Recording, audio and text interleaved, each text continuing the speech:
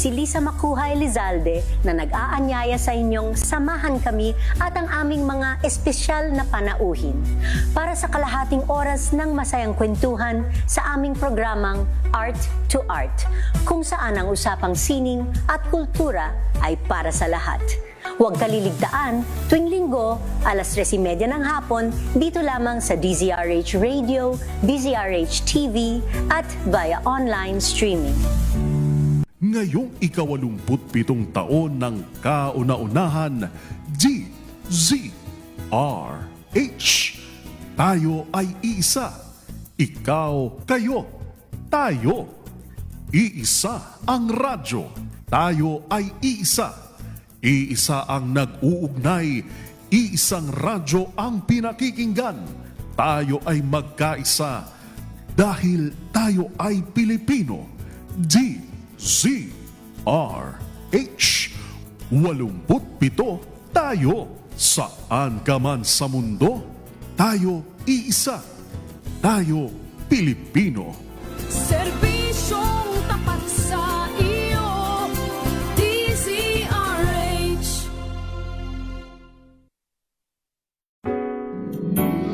Dear Ate Raquel, isang makabagong paglalahad ng mga liham na may kaugnayan sa suliranin ng mga pusong nasaktan.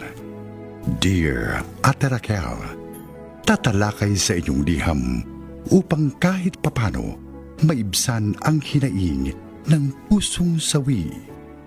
Dear Ate Raquel, ang inyong bagong kaibigan at kaulayaw sa loob ng isang oras dito sa DZRH. Darito ang inyong kaibigan, Raquel Monteza. Magandang hapon po sa inyong lahat. Sabado na naman muli magkakasama-sama tayo sa loob ng isang oras dito sa ating programang Dear Ate Raquel. Kumusta na po? Kumusta na po ang ating mga tahanan? Nawa hindi tayo pinasok ng baha, Hindi pinasok ng tubig ang ating mga bahay. Wala tayong magagawa. Ayaw huminto ng ulan. Tapos may habagat pa. Pagkatapos, nandyan din yung 2 bagyong pumasok. Pagkatapos, yung ating mga estero o yung ating mga drainage ay barado. Kaya naman talaga namang hindi bumababa o hindi humuhupa ang tubig. Andyan yung lampas tao na talaga ang tubig sa Bulacan, sa Cavite, sa Bacoor, sa Imus, halos lahat yata ng lugar talaga namang hindi tinantanan ng tubig. At ang nakakainis pa po ay yung mga kalat na itinapon natin dyan lang sa tabi-tabi, ayun, naglutangan. Kaya napakadumi po, andyan na, papasok na dyan ang mga sakit, dahil nga sa dumi ng tubig na dumaloy sa atin. Kaya dapat tayo mismo maglilinis tayo ng ating kapaligiran para kahit na sabihin natin bumaha, madaling bumaba ang tubig kasi nga maluwag ang drainage, madadaanan ng tubig. Pero kung barado po ito ng mga basura natin, talaga naman tayo hindi tatantanan ng baha. At syempre, salamat na lamang at hindi tayo nagbuhis ng buhay. Puro bagay lang ang nabuhis natin. Gusto ko pong sabihin sa inyo na yung ating mga importanteng gamit like yung mga papeles natin, pasaporte, IDs, birth certificate o kung ano mga certificate ang meron tayo, ilagay po natin sa safe place, lagyan natin ng cellophane o ng na hindi siya mababasa o kahit mabasa man siya, hindi papasukin yung loob ng mga papeles natin o kung ano may importanteng bagay, hindi po sila mababasa. Kaya po ingatan po natin yung mga rekwerdo natin o yung ating mga alaala, ang mga pictures, ang mga importanteng bagay sa atin, passbook sa bangko na iniingatan natin, dapat ho nakalagay sa isang safe place na alam natin kahit na mabasa ng ulan yung pinagtataguan natin, hindi pa rin mababasa yung ating mga importanteng papeles kasi nga sinelyuhan natin. Hindi natin hinayaan na ito masira o madamage ng tubig. Tapos, sunod-sunod din ang lindol, hindi nyo ba napuna? Nauna dun sa Kyushu, sa Japan. Ako, Diyos ko, marami pong namatay dahil yung kanilang mall naguho. Kaya sana po makaligtas lahat ng mga nadaganan, ano? Tapos sa Colombia din, grabe, mas grabe sa Colombia dahil talagang hindi lang bahay o hindi lang apartment ang pati simbahan, pati ang paaralan, maraming mga naguhong building sa kanilang lahat, pati airport nila naguho din. At recently lang, kailan lang, sa Jakarta, o sa, natin Jakarta, but sa Indonesia, talaga namang malakas din yung lindol doon.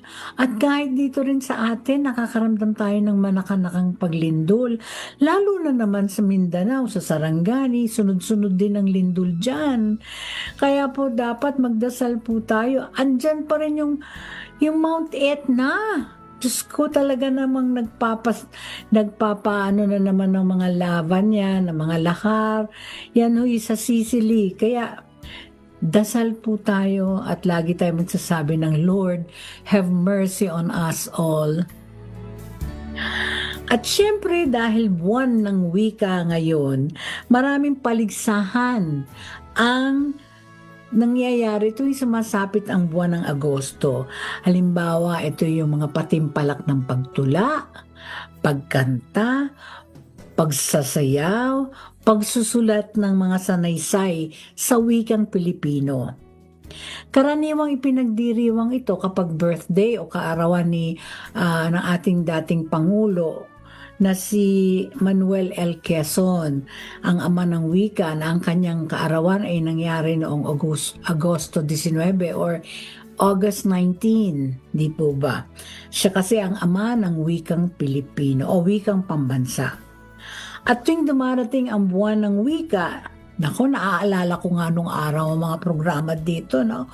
Ang mga guro, ang mga magulang, mga bata ay talaga namang naghahanda para sa buwan ng Agosto. Tinatawag nilang buwan ng wika kasi abala tayong lahat, ano? Sa unang-una sa pagsusuot ng mga kasuotang Pilipino. Halimbawa, andyan ang Barong Tagalog, Barot Saya, Patadyong, nandyan ang mga suot natin, ang mga sinusuot natin sa Mindanao, sinusuot natin sa Visayas, at sinusuot natin sa Southern Philippines, sa Northern Philippines, sa yung mga kasuotang igorot, mga katutubong damit na ating mga isinusuot. No? Nakatutuwa naman kasi ako nung araw paborito kong isuot patadyong. Kasi yung patadyong na meron kang barot saya o kaya yung tinatawag nilang kung ano-ano tinatawag nila sa mga damit na kasuotan natin. At nag-i-enjoy din ako kasi sa mga sayaw. Andyan ang tinikling, ang sungkil, at subli, pandango sa ilaw, binasuhan, at nandyan din yung koratsa. Nakatutuwa po, marami talagang mga sayaw na magaganda, lalo na yung mga sayaw ng katutubo. Nandyan din ang mga balagtasan, yung paligsahan ka sa pagtula. At hindi rin nawawala, of course, ang pagkain Pilipino. Hindi ba lagi tayo naghahanda ng mga pagkain Pilipino? Nandyan na yung bawat bata kasi may daladalang pagkain Pinoy. Nandyan yung bibingka. Ako noon sa Cavite City, daladala ko lagi bibingko Tapos biko, suman at latik. Tapos may pansit, syempre hindi nawawala ang pansit. Tapos meron tayong inihaw na baboy, basta yung mga katutubong Pilipino na niluluto natin talaga at pinapakain natin sa ating mga kamag-aral, no, sa ating mga kaskwel. At talagang proud na proud tayo, bila-bilao yung dala-dala natin.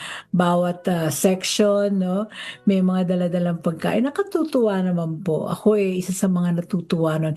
Kahit na naman po sa mga anak ko o sa mga apo ko rin, kapag buwan ng wika, nako, abala na ako niyan. Kung saan-saan na ako naghahanap ng mga costume nila para maisuot lamang nila sa buwan ng wika.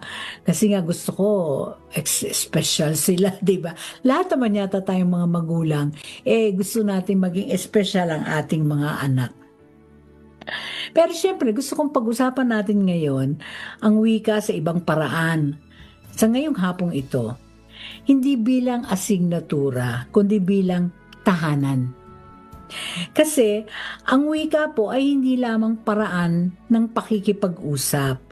Ang wika po ay lalagyan ng mga bagay na mahalaga sa ating kultura. At ang mapapansin pa natin, ang mga salitang wala sa ibang wika ay siyang nagsasabi kung sino tayo. Ito halimbawa, no? Yung salitang tampo. Paano mo siya isasalin sa Ingles? Sulking? Hindi naman po tama yon. Kasi ang tampo ay hindi naman po galit. Ito ay pag-atras ng lambing dahil nasaktan. At ang pinakamahalaga, ito ay ginagawa lamang sa taong alam mong hahabulin ka. Di ba? Yung nagtatampo ka. Ang tampo ay tiwala na nakabalot sa sama ng loob. Wala naman kasing ganong salita sa Ingles. Kasi nga, wala pong ganoong konsepto sa ibang kultura. Halimbawa, isipin din natin yung salitang kilig, ang gigil, ang lambing, ang pakikisama, ang bayanihan, higit sa lahat, ang utang na loob.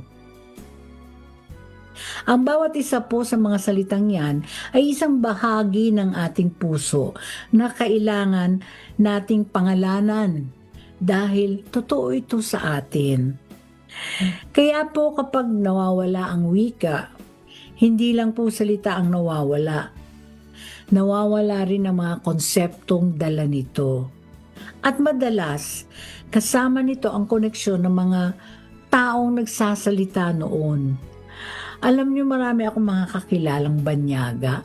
Ang gagaling magsalita ng salitang Tagalog. Yung iba, Bisaya pa ang kanilang ang fluent sila sa salitang Bisaya.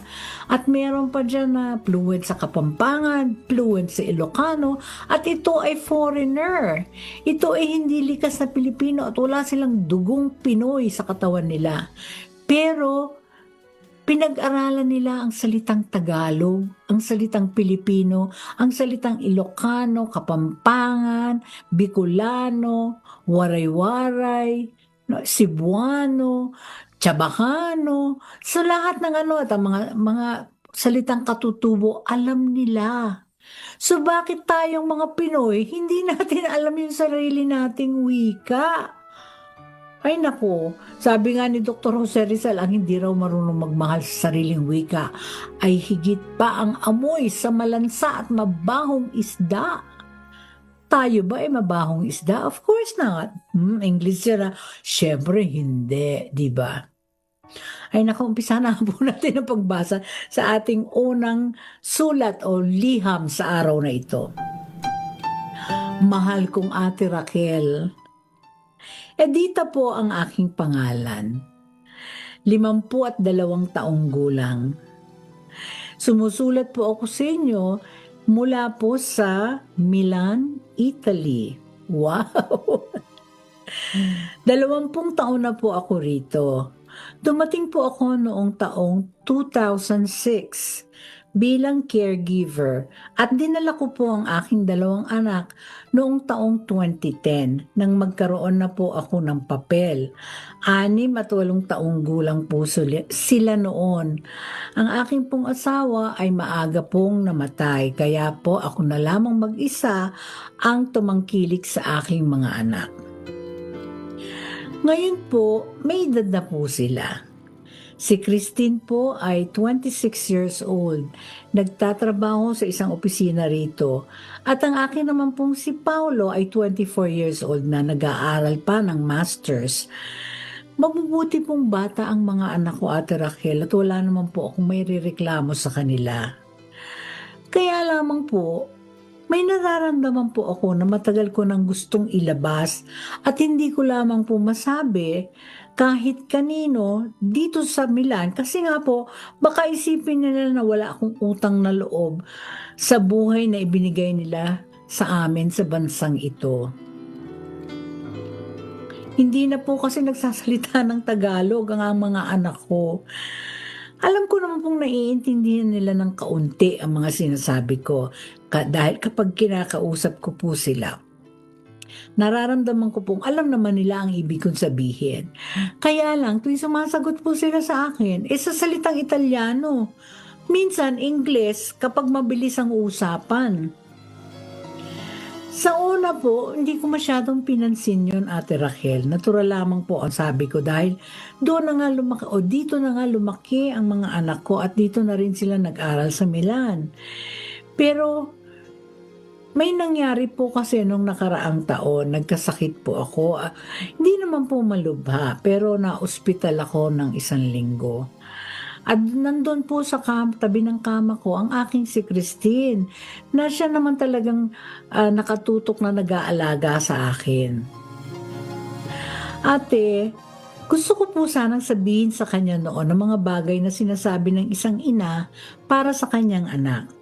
Ang mga salitang natutunan ko po sa aking ina at siya rin namang natutuhan ng aking ina sa kanyang nanay. Gusto ko pong sabihin sa anak ko na, anak, ikaw ang aking buhay. Salamat sa pag-aalaga mo sa akin. Wala naman akong maibibigay sa iyo kundi pagmamahal ko lamang. Pero nang sabihin ko po yun sa Tagalog, ate, tumingin lamang po siya sa akin. Pero ngumiti siya at sinabing, Ma, I know. I love you too. Mabait po ang sagot niya sa akin. Wala naman po kasing mali roon. Pero Ate Raquel, hindi ko po ito naabot sa kanya. Naramdaman ko po kasi yung mga salitang dala ko sa loob ng 52 taon, dumaan lamang po sa kanya na parang tubig sa bato. May isa pa po akong mas masakit, Ate Raquel, na naramdaman kasi yung 2 apo ko po mula kay Christine, 3 at 5 taong gulang, hindi po ako maintindihan ng mga bata. Kapag kinakausap ko po sila ng Tagalog, tinitingnan lang po ako at tinatawag ang kanilang ina para i-translate yung sinabi ko.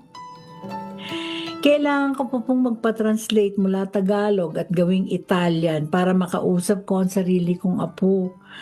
At alam ko pong biyaya ang buhay namin dito. Alam ko pong marami ang nangangarap ng ganitong buhay. Hindi naman po ako nagrereklamo, Ate Raquel. Hindi po ako maangal.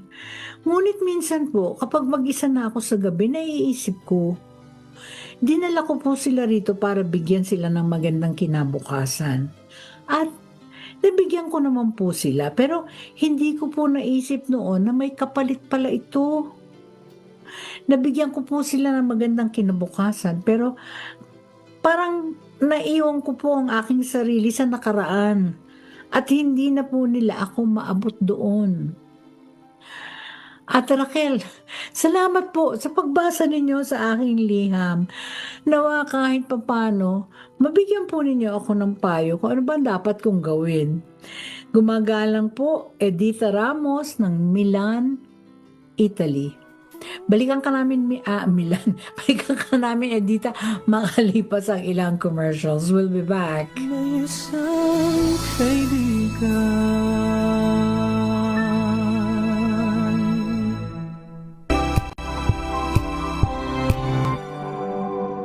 Wow, ang saya. Isang barangay na labada, puro mancha pa. Goodbye, pahinga. Mommy, isang laba lang yan sa Pride Bar Blue. May powerful stain-away enzymes na malupit sa dunit mansya. At di masakit sa kamay. Isang labanan yan. Hello, pahinga! Hello, Pride for Blue. ACS. Tanggaling-galing mo. Smart dishwashing paste ko. Pritong ulam na masebo, plato o kaldero.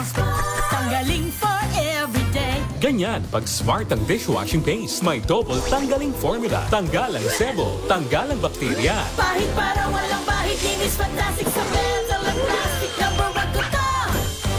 Tanggaling-galing mo. Smart dishwashing paste. ACS. Tinesting, sinuri, siniyasan. Ang resulta? Super effective ang Shield sa pagpatay ng bakterya at virus. Shield Antibacterial Soap. Believe ang mga eksperto sa Philippine Nurses Association. At si Mami. Tiwala ako sa Shield. Shield Antibacterial Soap. Napatunayang mabisa. Ang mga nurse, tiwala. ACS. May arte? May budget? Akala nyo lang yon. So solid. White Rose Papaya. Wow, White Rose. White Rose Papaya. Wow, White Rose. White Rose Papaya. May glow up with White Rose Papaya. White Rose Papaya. May puti power times 2 kasi may papaya at niacinamide. May shea butter and tea tree oil pa. Kutis sulit ang glow up. Glow up with White Rose Papaya. White Rose Papaya. Kutis sulit ang glow up. ACS.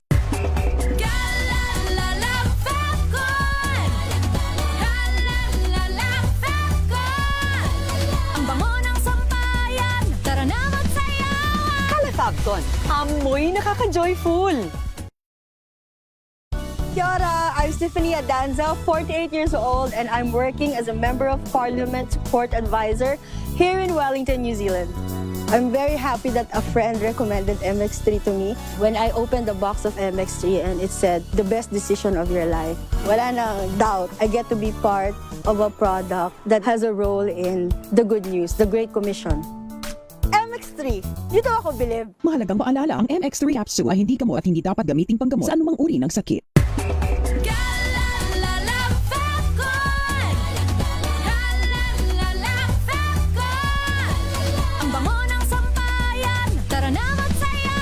Calefacton. Amoy nakaka-joyful.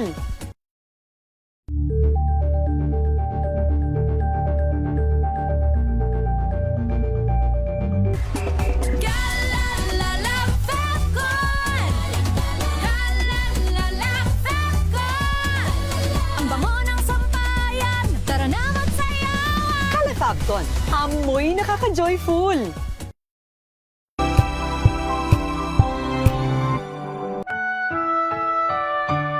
Edita, ang sulat mo ay nako, hindi naman siya malungkot. Pero napakaganda ng mensahe ng iyong liham. Nararamdaman mo ang tunay na pagkalungkot. Para kang nagluluksa. Dapat lang, karapat-dapat lang natawagin na pagluluksa ang ganong nararamdaman mo. Hindi ka nga nagrereklamo, pero siyempre nalulungkot ka. May malaking pagkakaiba yun. At walang nagsabi sa'yo nung umalis ka na kasama sa presyo ng magandang kinabukasan ng mga bagay na ito. Walang naghanda niyan para sa'yo. Kaya wag mong hihiyain ang sarili mo sa nararamdaman mo. Hindi ito kawalan ng utang na loob. Ito ay isang ina na nangungulila sa sarili niyang mga anak habang nasa tabi lang naman sila. May ilang bagay lang akong gusto parating sa iyo, no? Alam mo, Edita, ang mahirap, hindi na babalik ang Tagalog kina Christine at Paulo sa antas na naabot na nila kung lumaki na sila dito nga sa Milan. At yun po ang katotohanan at hindi naman ako magsisinungaling sa iyo para lamang gumaan ang loob po. 20 years na ang lumipas at ang wika ay natututunan ng malalim sa pagkabata pa. At eto naman yung mabuti, sana pakinggan mo ng maayos, ano? Yung mga apo mo, 3 years old and 5 years old pa lang. Nasa edad na rin sila pero madali silang matuto. Matututuhan din nila ang sariling wika. Hindi mo maituturo sa kanila ang buong wika na Tagalog o Pilipino, pero maituturo mo sa kanila ang mga salita. At sa mga bata, ang wika ng lola ay hindi asignatura, kundi ito ay parang laro. Huwag mo silang turuan ng Tagalog. Kantahan mo sila. Kantahin mo ang mga awit na kinanta sa iyo ng iyong ina. At maging sa paaralan, di ba? Sa atin, kinakanta natin yung Lerong-Lerong Sinta, Bahay Kubo, 10 Mga Daliri. Kahit hindi nila maintindihan ang kahulugan, matututuhan din nila ang tunog at ang tunog ay magiging tunog ng lola nila. At alam mo, ma-explain mo rin sa kanila kung anong ibig sabihin ng kinakanta mo, kayang i-explain yan. Ang mga batang yan ay hindi matututong magsalita ng Tagalog sa ngayon, ngunit magkakaroon sila ng lola na may sariling wika at may salitang para lang sa kanila. At balang araw kapag matanda na sila at nasa ibang bansa na ang kanilang buhay ay may maririnig silang salita, mahal kita, at may babalik sa kanilang alaala na hindi nila maipapaliwanag. At yan hindi maliit na bagay yan, Edita, no? At ang huli, kausapin mo si Christine, hindi para sisihin. Sabihin mo lang sa kanya ang eksaktong sinabi mo dito sa sulat mo. Sabihin mo nung nasa ospital ka, gusto mo iparating sa kanya yung nasa puso mo. At ito hindi mo to naisip, ano? Baka naman may nararamdaman din ganon ang anak mo sa'yo. Baka alam din niyang may parte ng kanyang ina na hindi niya maabot at hindi niya alam kung paano sasabihin. Alam mo, pinakamaganda, communication o communication. Ang pag-uusap na yan ay maaaring gawin sa Ingles o sa Tagalog. Wala namang masama sapagkat ang wika ay pagmamahal. Maraming anyo yan. Maraming anyo ang pagmamahal. At ang pinakamahalaga ay hindi kung anong wika ang sinabi mo, kundi sinabi mo yon salitang alam mo na galing sa puso mo. At alam mo ba, Edita, may cellphone tayo, di ba? So yung cellphone natin, pwede tayong kumuha ng app na nagtatranslate mula Tagalog papuntang Italian at mula Italiano papuntang Tagalog naman. So para maintindihan mo, total naman may cellphone ka dyan for sure, di ba? So para maintindihan ninyo sa isa't isa kung ano yung sinasabi, gumamit ka ng dictionary o gumamit ka ng app sa iyong cellphone na yung nagtatranslate. Marami dyan, maraming translator ang ating sa panahon ngayon, no, na andyan na within reach na lahat ng ating mga technology na makakausap mo na nga ang mga kahit na nasa buwan pa sila, di ba? So gamitin mo ang iyong cellphone para mag-translate, para magkaintindihan kayo ng mga apo mo at ng mga anak mo. At tulad ng sinabi ko, turuan mo sila ng kantang Pilipino, no? Yung kantang katutubo, para matutuhan ng mga anak mo o ng mga apo mo. Pag nagkaedad na yan sila, nagkaroon na sila ng sariling buhay at malay mo, mauwi sila sa Pilipinas at marinig nila yung mga kantang yun. Aba, magre-reminisce sila na ito yung kinakanta ng lola ko nung araw. Okay, kaya mo pagdarasal kita, Edita, at maraming salamat sa pagsulat mo sa amin at ibinahagi mo sa amin ang tungkol sa nahihirapan ka sa wikang ginagamit ngayon ng iyong mga anak at mga apo. Pagdarasal kita. Maraming salamat, Edita. Ngayon po, happy watching sa lahat.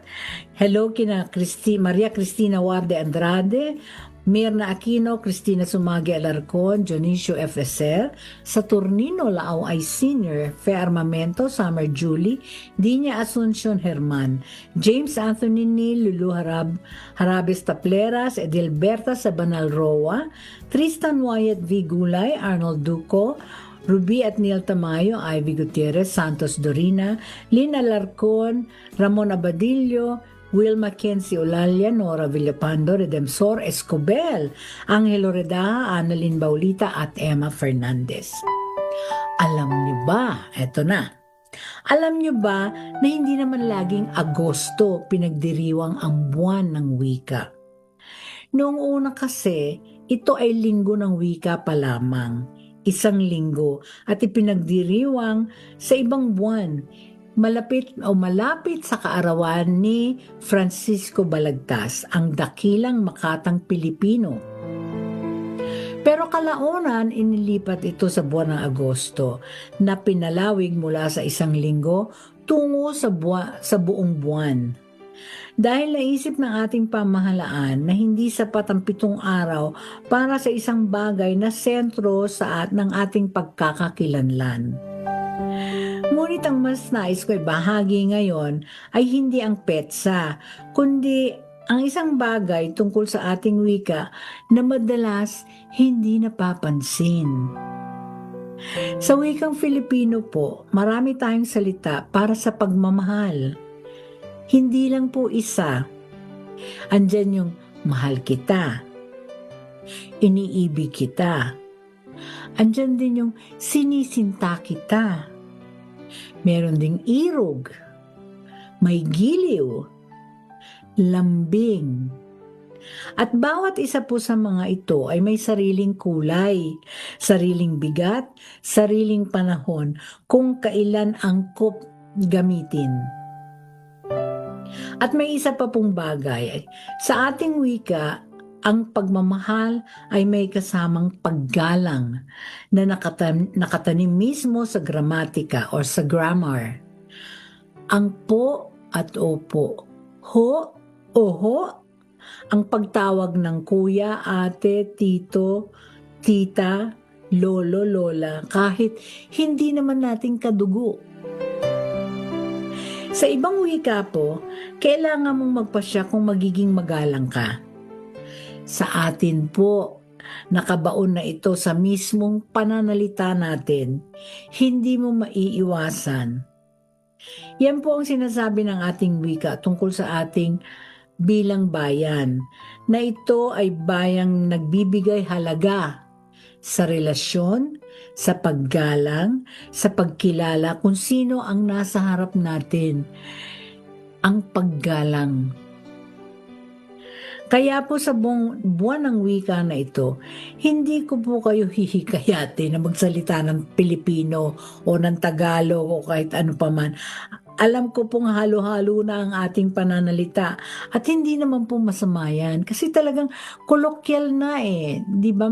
Marami ng halo-halong salita sa ating andyan ang Taglish, Tagalog and English, nandyan din ang Japlish, nandyan din ang Chilish, maraming mga mga salita talaga, andyan din yung mga salitang Koreano na aangkop na rin natin sa salitang Pilipino. Maraming mga salitang Banyaga na nagiging parte na ng salita natin. Sapagkat ang wika po ay hindi nabubuhay o nabubuhay hindi sa mga aklat lamang, kundi maging sa mga tahanan, sa ating buhay, sa ating mga sariling tahanan. Magbabalik po ang Dear Ate Raquel makalipas ang ilang commercials. We'll be back. May isang kaibigan.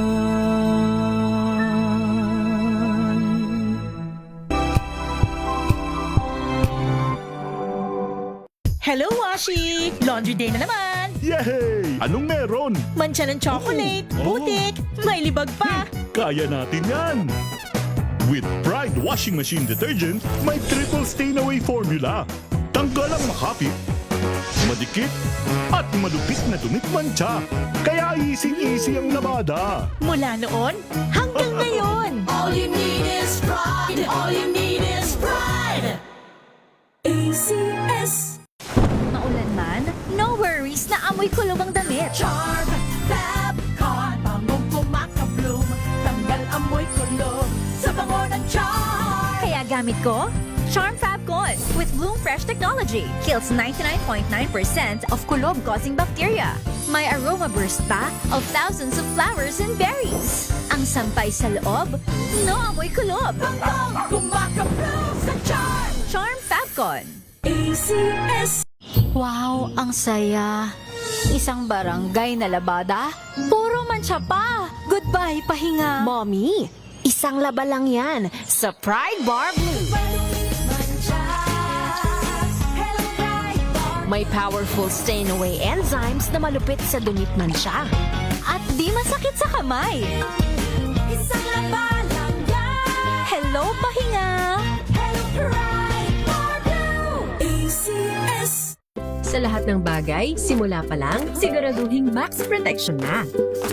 Kasi pag kulang ang proteksyon, baka madaling masira. Sa ngipin, dapat may max protection din. Max Alaga ng Unique Toothpaste. With Max Protect Formula. Help stop cavities before they start. While keeping breath fresh. Try Unique Maximum Fluoride Protection. Para Max Alaga, Max Protektado. ACS. Ito nga pala si Kuya Jobert at ako isang komedyanteng Pilipino. Ako ngayon ay nandito na sa Calgary, Alberta, syempre sa Canada, and this is my MX3 story. Let's go! Medyo nagkakaedad na ako. Gusto ko rin syempre puro organic. Nagja-jogging ako, nagba-basketball ako. Saka syempre, alagaan mo yung binigay sa'yo ng Diyos na katawan. Yun, MX3. MX3, dito ako believe. Mahalagang paalala, ang MX3 capsule ay hindi gamot at hindi dapat gamiting panggamot sa anumang uri ng sakit.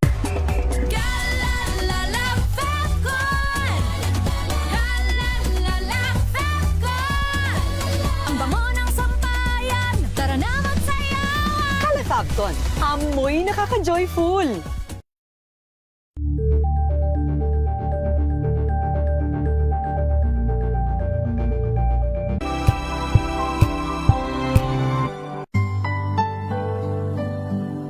Isip-isip lang, mga pagkaing pangkaisipan na dapat pag-isipan. Isip-isip lang. Isip-isip po muna tayo. Ang pagkain pangkaisipan sa linggong ito ay padala ni Salvador Panganiban ng Lipa City. Ang wika ay hindi lang paraan ng pagsasalita. Ito ang buhay kung saan, o ito ang bahay kung saan nakatira ang ating mga alaala. Oo nga naman, no? Yung ating memories, no? Yung ating mga alaala, hindi lamang sa pananalita, kundi ito'y nakatanim din sa ating puso. Ang wikang Pilipino. Ang wika ay hindi lang paraan sa paraan ng pagsasalita. Ito ang bahay kung saan nakatira ang ating mga alaala, ang rekwerdo ng ating puso. Maraming salamat sa iyo, Salvador Panganiban ng Lipa City. At syempre, nais ko pong batiin ang mga asawang Donnie and Cecilia Pastrana ng Roseville, California. At syempre, ang mag-asawang Gemma Franco at Mitch Smith. Sina Florence Aguilar at Tessie Lagman. At syempre, ang isa sa aking mga BFF, si Irene Celebre, na very much in love kay Artie Perez de Tagle.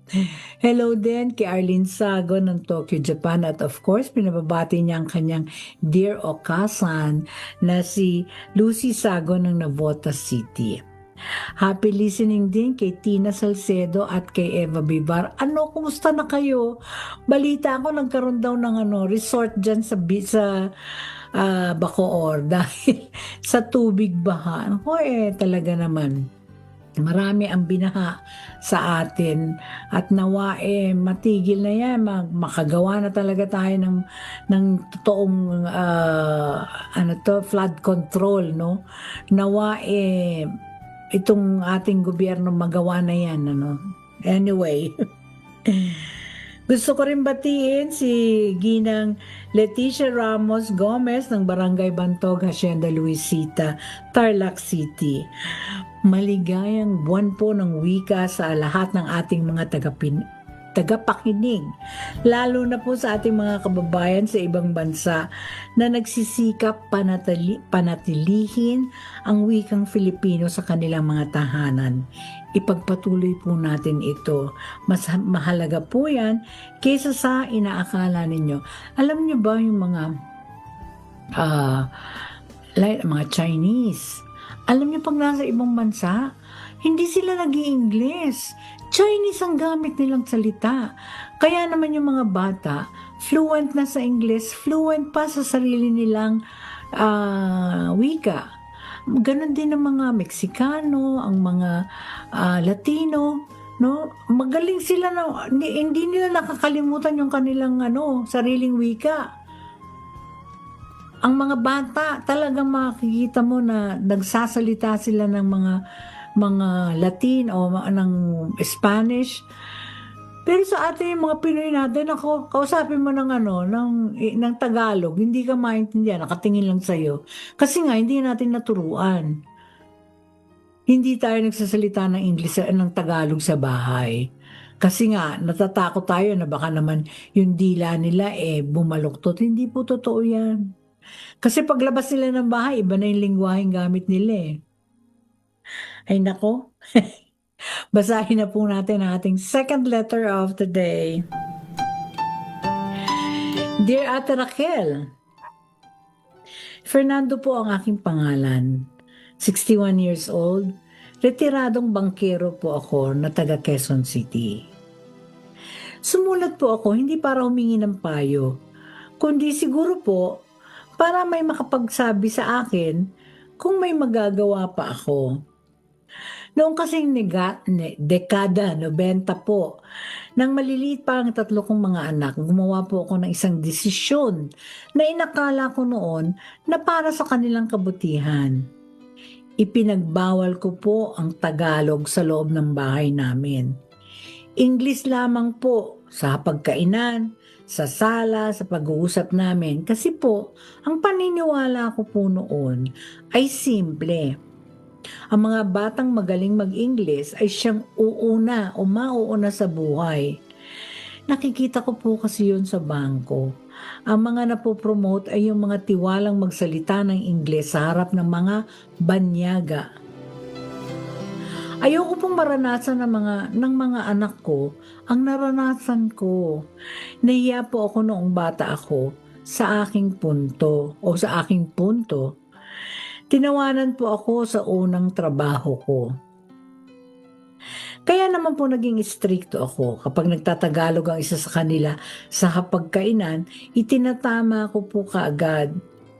Minsan po, hindi ako nagsasalita hanggat hindi sila umuulit sa Ingles. Naalala ko pa po yung panganay ko na si Miguel. Ang 7 taong gulang kong anak noon, umiiyak dahil hindi niya alam kung paano sabihin sa Ingles na masakit ang tiyan niya. Hindi po ako sumuko noon. Naisip ko pong matuto sana siyang mag-Ingles. Kaya naman po, hinayaan ko po siya kahit alam kong masakit na yung tiyan niya. At Ate Raquel, sa totoo lang, nanalo naman ako, nagwagi naman ako, nagtagumpay ako sa 3 mga anak ko. Si Miguel po ay isang engineer sa Singapore, si Ana po ay doktor, at si Toti naman po ay may sariling kumpanya. Nagtagumpay po ang plano ko. Pero may 2 bagay po na hindi ko po inaasahang mangyari. Una po, hindi po sila napalapit sa akin. Magalang naman po sila, tumatawag po sila tuwing kaarawan ko.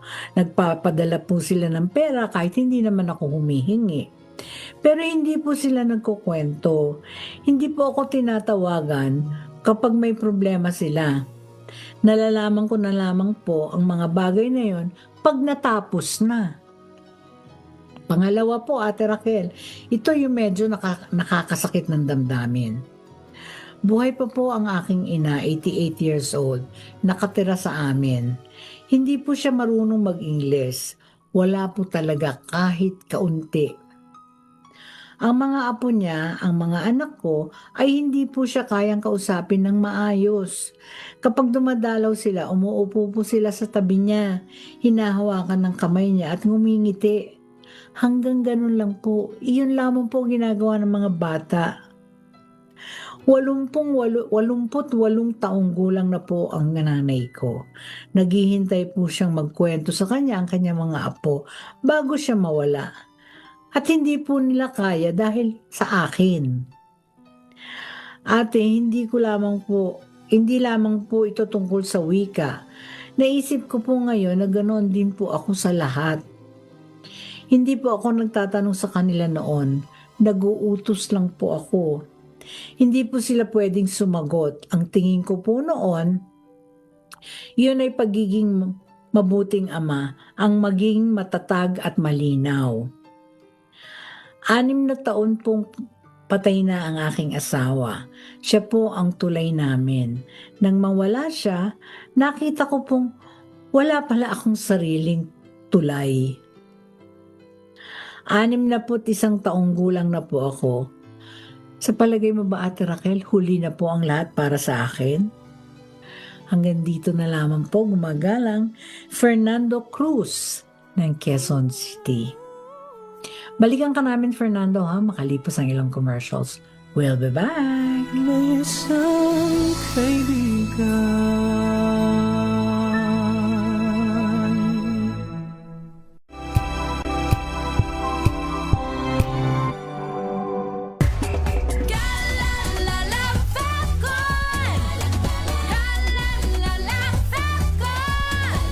Ang bango ng sampayan, tara na magsayawan. Calefabcon, amoy nakaka-joyful.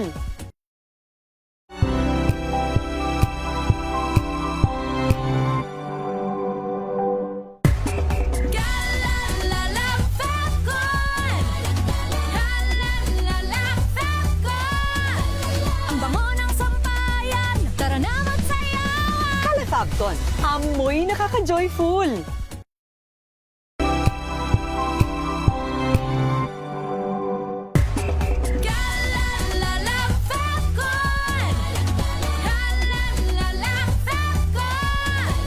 Ang bango ng sampayan, tara na magsayawan. Calefabcon, amoy nakaka-joyful.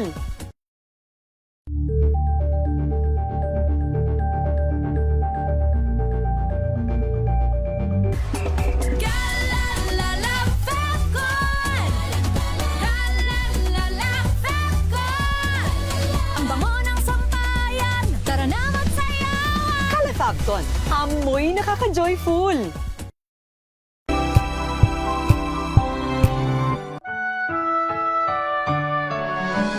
Nako, Fernando, ang tanong mo sa dulo, huli na ba? Sinagot mo na mismo sa pamamagitan ng pagsulat nito. Ang taong huli na ay hindi nagsusulat sa isang programa sa radyo. Ang taong huli na ay nagsasabing, ganito talaga ako at wala na akong magagawa. Pero ikaw, hindi ka ganun. Nakita mo ang iyong sarili ng malinaw sa edad na 61 at napakakaunting tao po ang nakakagawa niyan. Ngayon, hayaan mong maging tapat naman ako sa iyo, okay?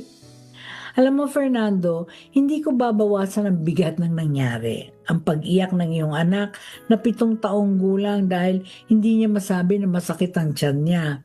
Masakit pakinggan yun. Hindi ko sasabihin na maliit na bagay yun, pero mahirap yun sa naramdaman ng bata.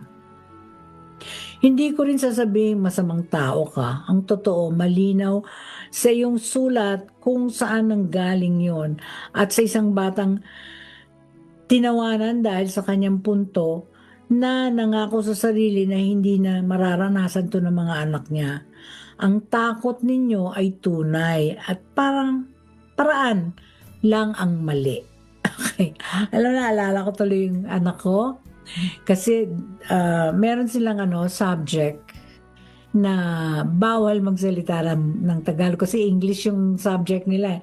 So bawal magsalita ng natapakan siya nung kaklase niya. So umiyak siya. Sabi niya, Arouch! Naisip niya kasi, bawal magtagalog. Kaya arouch. Sinabi niya. Para lang maano siya na, ouch, aray. Dapat, di ba? So, ginawa niya, arouch. Para lang masabi niyang English yung kanyang dahil nasakta siya. Anyway, alam mo Fernando, hindi sapat ang paumanhin lamang. Ang kailangan nilang marinig ay ang dahilan kung hindi bilang palusot kundi paliwanag. Kailangan nilang malaman na ang tatay nila ay hindi cold or hindi malamig na tao, kundi siya ay takot na tao na akala ay ito ang tamang paraan ng pagmamahal. Sulatan mo sila, isa-isa. Huwag text, huwag din group chat. Sulat. At sabihin mo ang eksaktong sinabi mo sa akin. Sabihin mo ang tungkol sa punto mo noong bata ka. Sabihin mo yung kay Miguel na umiiyak. Sabihin mong naalala mo pa iyon pagkatapos ng 30 taon na hindi mo mapatawad ang sarili mo. At tapusin mo sa Tagalog, Fernando. Kahit hindi nila kayang sagutin sa Tagalog, sabihin mo, anak, mahal kita, patawad. Ngayon tungkol naman sa iyong ina, Fernando, 88 years old na ang nanay mo at siya ay ang bahaging may pinakamadaling panahon. Huwag mong hintayin matutong magtagalog ang mga anak mo. Ikaw ang maging tulay nila. Ang tulay na sinabi mong hindi mo kailanman naging. Sa susunod na dumalaw sila, umupo ka sa tabi ng iyong ina at i-interpret mo, isalin mo yung sinasabi ng lola, ng nanay mo sa mga apo nila at yung mga sinasabi rin ng apo nila sa nanay mo. Ikaw ang magsabi sa kanila ng kanyang mga kwento. Ang mga kwento niya noong bata siya, noong digmaan, noong ikaw ay maliit pa, ilabas mo mga alaala niya sa wikang kaya nilang maintindihan. Hindi ganoon kaganda, gaya ng sama o ng sana ay narinig nila ito mismo sa kanya. Ngunit mas maganda ito kaysa sa katahimikan. At kapag wala na siya sa mga kwentong yon, mananatili sa kanila at ikaw ang nagdala nito sa kanila. Iyan ay hindi pagbabawi. Ngunit yan ay isang bagay na tunay at ginagawa mo ito habang may panahon pa. At Fernando, eto pakinggan mo ha. Sinabi mo na wala kang sariling tulay nang mamatay ang asawa mo. I beg to disagree. Ang totoo, meron kang tulay. Ikaw mismo yun. Hindi mo lang natutuhang tumawid. 61 years old ka pa lang. Kung ang iyong ina na 88 years old, may 27 taong ka pang natitira sa bilang niya, ano ka ba naman? Naku, maraming magagawa sa 27 taon. Simula na po ngayon, gawin mo na yon, Ikaw ang mag-interpret sa nanay mo para sa mga apo mo. At yung kwento ng nanay mo, ikwento mo sa mga anak mo at maging sa mga apo mo. Okay? Maraming salamat sa pagsulat mo sa amin at nawa makita mo yung sinasabi mong tulay na ikaw na mismo yon. Samahan niyo po ako, magdasal po tayo. Mahal naming Panginoon, salamat po sa wikang ibinigay ninyo sa aming bayan. Ang wikang nagdadala ng aming mga panalangin, ng aming mga awit at ng mga salitang sinasabi namin sa mga taong mahal namin. Lord, tulungan po ninyo kaming pangalagaan ito at ipasa sa susunod na henerasyon ng may pagmamahal at hindi pamimilit. Panginoon, alalahanin po ninyo ang aming mga kababayan nasa ibang bansa, ang mga magulang na nangungulila sa sarili nilang mga anak, ang mga lolo't lolang hindi kayang kausapin ng kanilang mga apo, Bigyan po ninyo sila ng ibang paraan upang maiparating ang kanilang pagmamahal. At para po sa mga magulang na may pinagsisihan sa paraan ng kanilang pagpapalaki, bigyan po ninyo sila ng tapang na magsalita at bigyan po ninyo ang kanilang mga anak ng pusong handang makinig. Lord, heal our land, Almighty God. We lift up to you our country, our government. Grant us peace. Patnubayan po ninyo ang mga namumuno sa aming bansa, lalo na sa mga patakarang tumutulong sa mga naghihikahos. Lord, humble us. Let's live our lives like Jesus with the posture of humility. Lord, give us peace. Maghari nawa ang pagmamahal sa lahat ng iyong nilalang.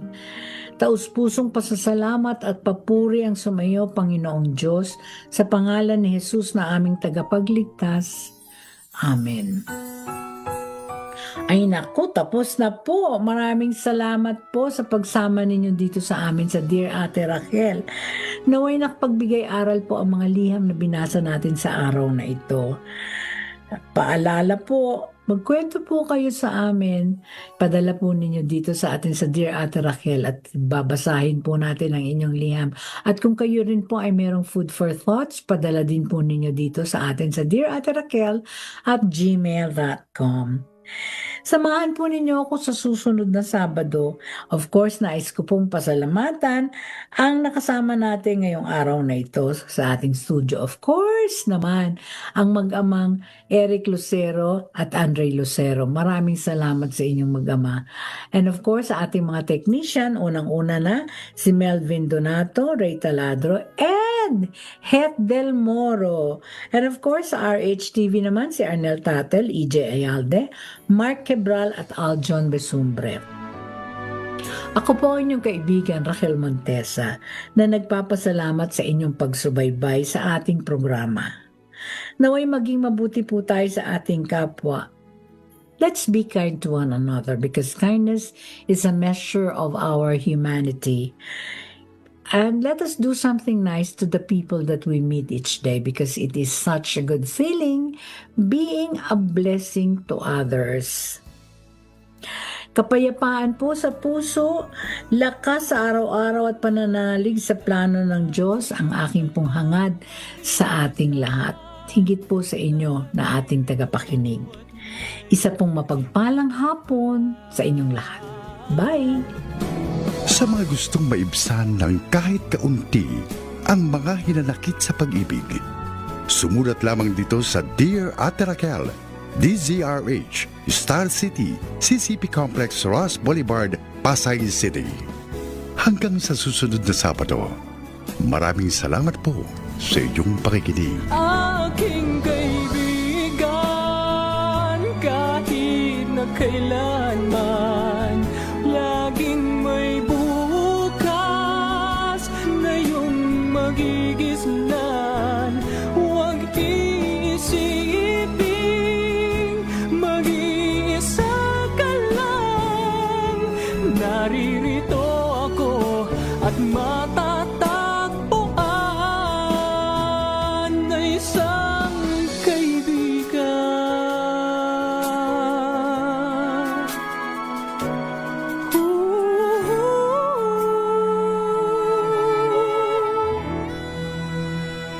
May isang kaibigan.